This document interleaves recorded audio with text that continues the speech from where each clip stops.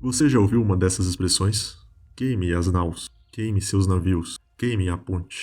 Essas frases não são apenas metáforas, elas carregam uma história épica, uma lição de vida sobre compromisso total, coragem e determinação inabalável. Imagine o cenário. Um vasto mar se estende até onde os olhos não podem ver. À medida que as ondas batem suavemente nas margens rochosas, o silêncio da manhã é quebrado pelo som de tambores de guerra. O general Agatocles, de Siracusa, um homem conhecido tanto por sua inteligência quanto por sua bravura, enfrenta um desafio que nenhum outro líder ousaria aceitar na época: invadir Cartago. Cartago, uma cidade inexpurgável, envolta em lendas de invulnerabilidade, cercada por altos muros e protegidas por águas traiçoeiras. Um lugar onde a reputação de invencibilidade esmagava o ânimo de qualquer inimigo que se aproximasse. Mas Agatocles sabia que a verdadeira fortaleza a ser conquistada não era feita de pedras ou ferro. Era feita de medo, hesitação e incerteza. A verdadeira arma de destruição que fazia com que os exércitos mais poderosos recuassem ou caíssem diante de Cartago. Ele percebeu que para derrubar essas barreiras invisíveis, seria necessário um ato de desespero calculado, algo que gravaria o seu nome na eternidade. Então, em uma decisão que pareceu tão insana quanto brilhante, ele ordenou que seus homens queimassem os próprios navios. Sim, aqueles navios que os trouxeram até a costa. Sua única rota de fuga, suas seguranças em meio à incerteza, estava ardendo em chama. Ao ver as chamas consumirem sua embarcação, os soldados compreenderam que não havia mais volta. As chamas não apenas queimaram a madeira e as cordas, elas queimaram também qualquer hesitação que ainda restava. Era lutar ou perecer naquela praia.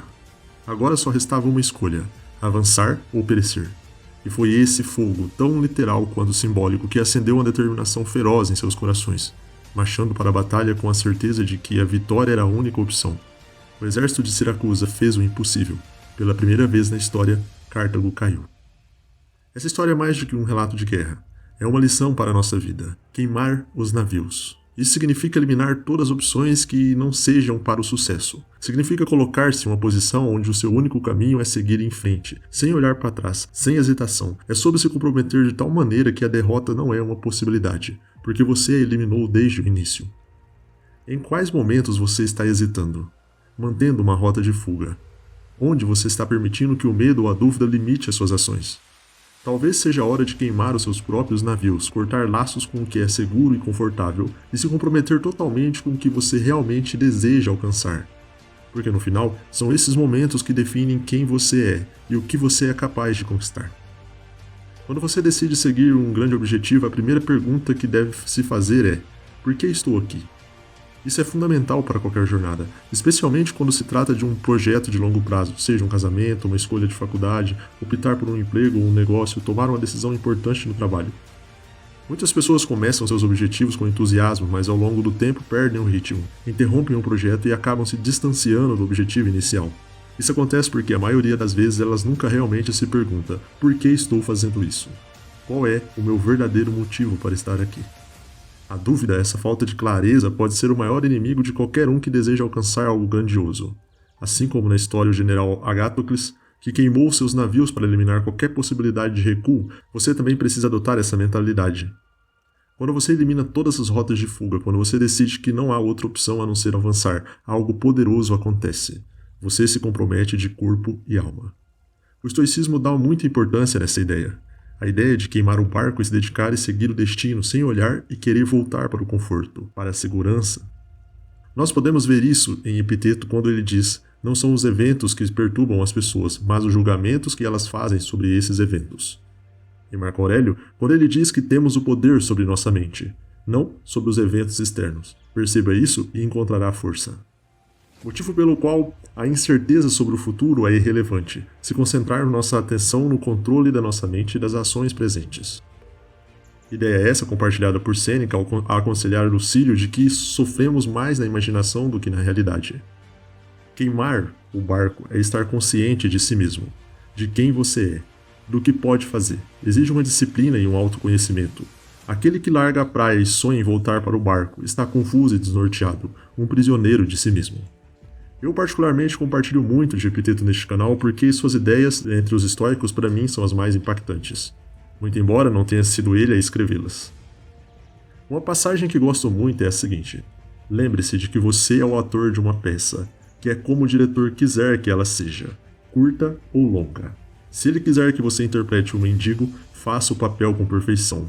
Se for de coxo, de magistrado ou de homem comum, faça isso com maestria. Seu trabalho é agir bem no papel que lhe foi dado, escolhê-lo é trabalho de outro. Epiteto ensina que a incerteza sobre os papéis que desempenhamos na vida deve ser deixada de lado. Devemos focar em desempenhá-los com excelência. Não se trata em querer ser escravo o resto da vida. É mais uma apatia consciente de que tudo é transitório e interdependente. Que sentar e chorar, lamentar, não mudará o seu destino. Por outro lado, levantar a cabeça e interpretar o papel que a vida lhe deu quando lhe for dado, fazer isso com dignidade e sem arrependimentos ou lamentações. Isso é liberdade. Ser dono de como podemos reagir diante das dificuldades. Pensamento este que vivamente reforçado pelo imperador filósofo Marco Aurélio. Se você se aflige por qualquer coisa externa, a dor não se deve à coisa em si, mas à sua estimativa dela. E isso você tem o poder de revogar a qualquer momento.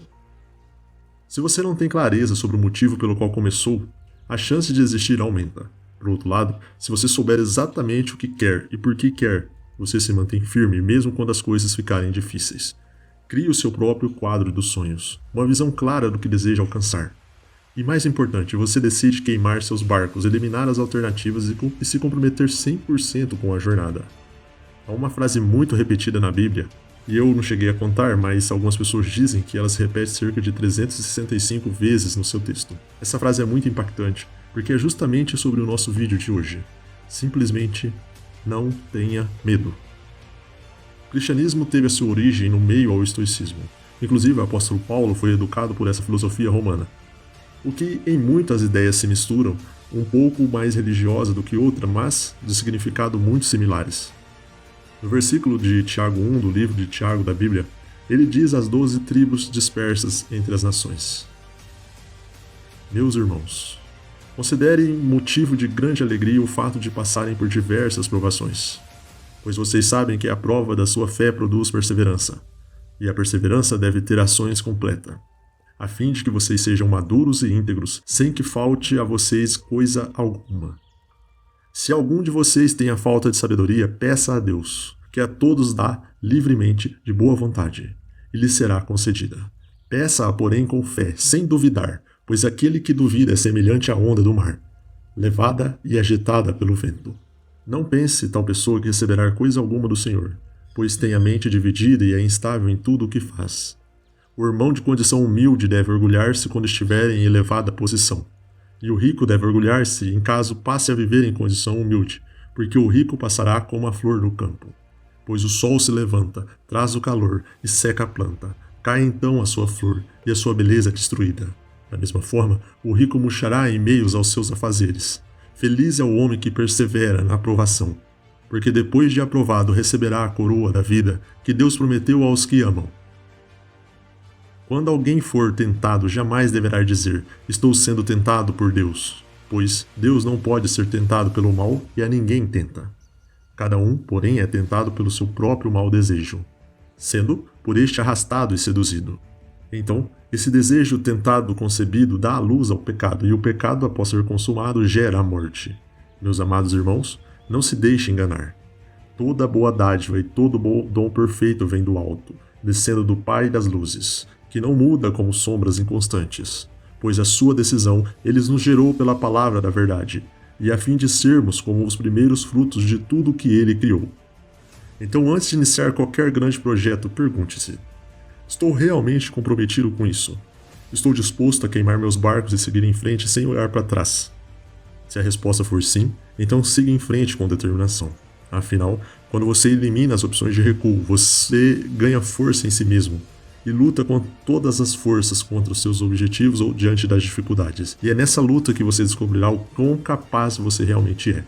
Não ande ansioso por coisa alguma. A certeza do seu propósito é a força de que precisa para alcançar a serenidade e a sensação de fazer o que precisa ser feito. Ter isso consigo é o caminho para a sabedoria, e a sabedoria é o caminho para a felicidade.